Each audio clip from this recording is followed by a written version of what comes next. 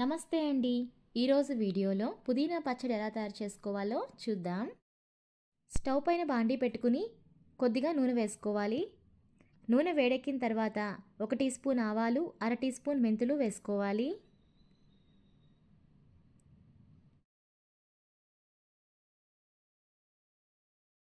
ఒక 2 స్పూన్లు మినపప్పు వేసుకోవాలి. కారానికి తగినన్ని ఎండుమిరపకాయలు వేసుకోవాలి. మంటను లో ఫ్లేమ్లో పెట్టుకుని తిరగమాతని వేయించుకోవాలి.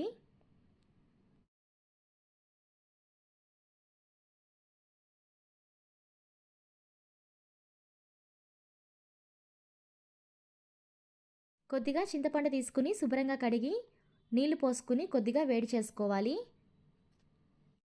పుదీనా తీసుకుని శుభ్రంగా కడిగి పక్కన పెట్టుకోవాలి. తిరగమాత వేగిపోయింది. ఇప్పుడు ఒక పావు స్పూన్ ఇంగువ వేసుకుని ఒకసారి కలుపుకొని స్టవ్ ఆపేసుకోవాలి. ఈ తిరగమాతని ఒక ప్లేట్లోకి తీసుకుని పూర్తిగా చల్లారనివ్వాలి.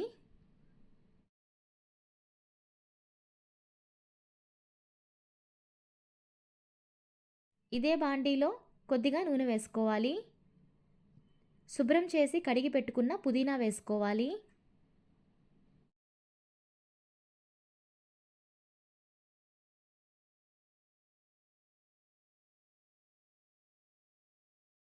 మంటను లో ఫ్లేమ్లో పెట్టుకుని పుదీనాని కొద్దిసేపు వాడ్చుకోవాలి.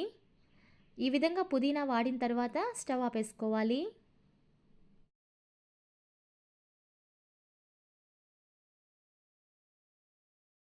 మిక్సీ జార్ తీసుకుని అందులోకి రుచికి తగినంత ఉప్పు వేసుకోవాలి. వేయించి చల్లారబెట్టుకున్న తిరగమాత వేసుకోవాలి. ఇప్పుడు ఒకసారి మెత్తగా మిక్సీ పట్టుకోవాలి.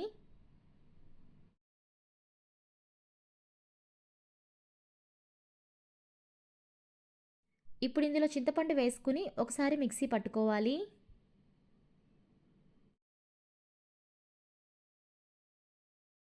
ఇప్పుడు వాడ్చి పెట్టుకున్న పుదీనా వేసుకుని బరకగా మిక్సీ చేసుకోవాలి. అంతేనండి, పుదీనా పచ్చడి తయారైంది.